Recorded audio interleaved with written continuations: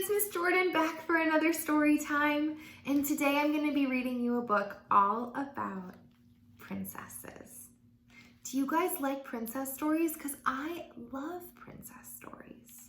How about on the count of 3, we tell each other our favorite princesses? Ready? 1, 2, 3. Cinderella! What was yours? Was it the same as mine? All right, guys, before we read this story, I want everybody to put their crowns on. Some of you might have a crown that you play dress up with at home. Why don't you pause this video and go get that crown? If you don't have a crown at home, like me, I don't have a crown at home, put on your invisible, imaginary, super duper, awesome, cool, bejeweled crown. And make sure it's on really tight. Does it look good? Do you think mine looks okay? Does it look good? Mine's pink, can you tell? All right, guys, let's read our story. It's called The 7 Princesses, and it's all about these 7 sister princesses who are just a little bit different from each other. It was written and illustrated by the same person, Smiljana. Let's get started. Once upon a time, in a colorful kingdom, there lived a king and a queen,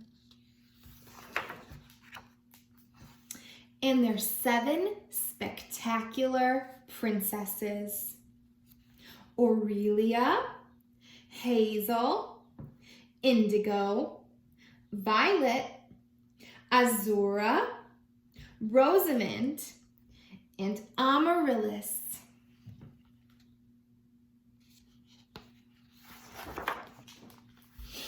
Each princess was kind-hearted, quick-witted, and highly skilled, but they could not have been more different.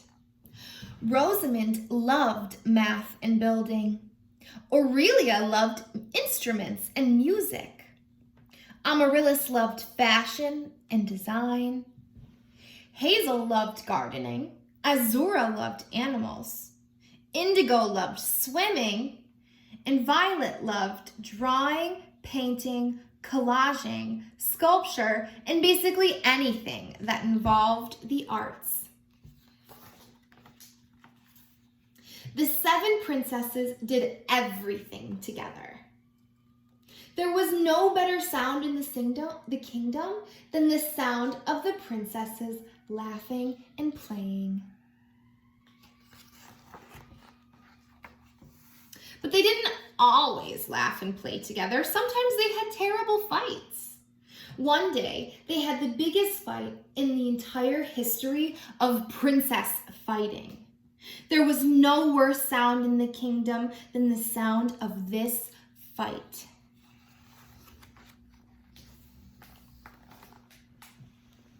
Aurelia insisted Amaryllis got sequins inside of her trombone. Rosamond said Aurelia's music was much too loud. Azura shrieked because Indigo had been swimming in her swan pond. Hazel shouted because Azura let her potbelly pigs dig up her turnips. Amaryllis demanded Hazel stop cooking stinky Brussels sprouts. Indigo lost it because Violet's paints were taking up way too much space. Violet painted a less than flattering portrait of all the sisters fighting.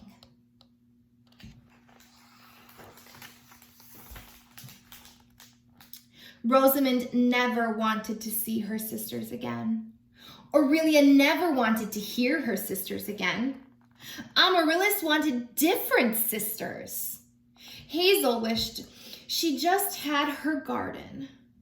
Indigo wished she could swim away. Azura wished she had just had her animals.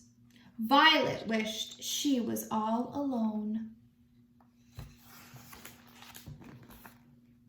So each princess had her own tower built. And each princess stayed inside by herself.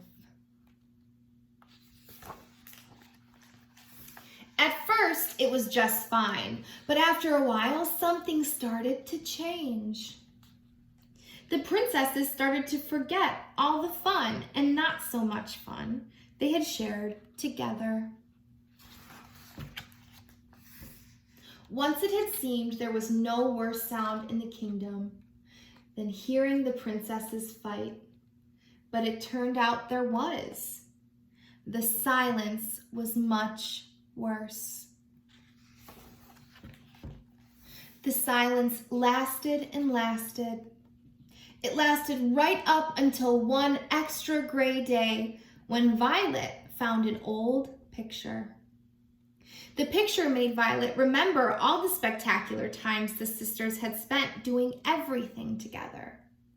She had an idea. Violet folded up the picture into a paper plane and flew it right into Indigo's tower window.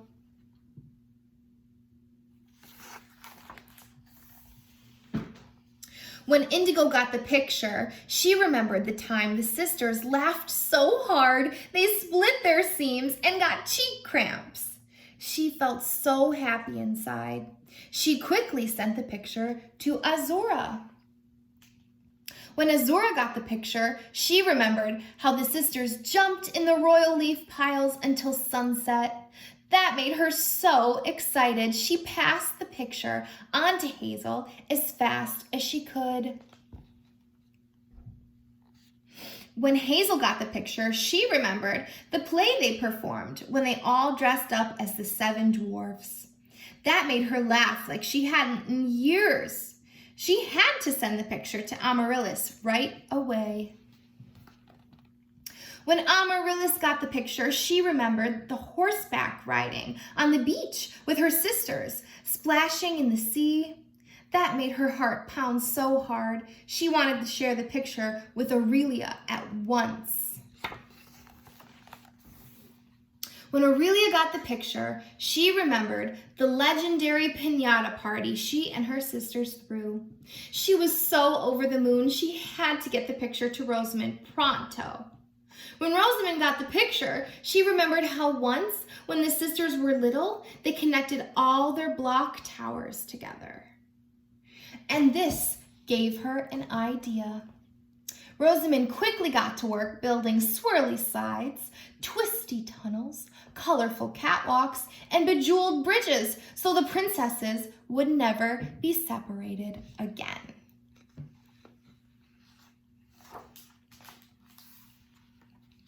Finally, the 7 princesses were reconnected. They laughed and played, rejoiced, and remembered together in harmony. And once again, it was the best sound in the whole colorful kingdom. That night, Rosamond gave Aurelia a royal karaoke machine, and they turned the volume up all the way. Aurelia glued a sparkling sequin all over her oboe on purpose. Amaryllis ate all of her Brussels sprouts for dinner, then asked for seconds. Hazel made a special spot in her majestic garden just for Azura's potbelly pigs. Azura had a statue of Indigo built in her swan pond, and Indigo made less than flattering faces on purpose, which made Violet laugh and laugh. And Violet, well, she hung up the picture that had brought the 7 princesses back together, which now hangs inside the castle to this very day. The end. My gosh, you guys, what did you think of our story? Did you like it? I really liked it. My favorite part was when the princesses reunited, when they came back together and they were able to dance and play, and they did some nice things for each other, right? Well, it makes me think of what we're all going through right now, how we don't get to be with all of our loved ones every day. And we really miss some of our friends, right? But eventually, we'll all be able to be together again. And we'll be able to dance and play and sing. And I'm surely going to be doing some nice things for these people that I've missed so much. And you know, I was thinking that maybe in the meantime, we could do something nice for somebody even from a distance. So I was thinking we could think of maybe 1 or 2 people that we miss a lot. And we could write them a letter. Or maybe we could draw them a picture. And we could ask our grown-ups if they could help us mail it out to them. I bet it would make somebody's day. All right, you know what? I think I'm gonna go get started on that right now. So I better say goodbye. Thank you so much for listening to my story time. I had so much fun with you guys, and I can't wait to see you all soon. Bye.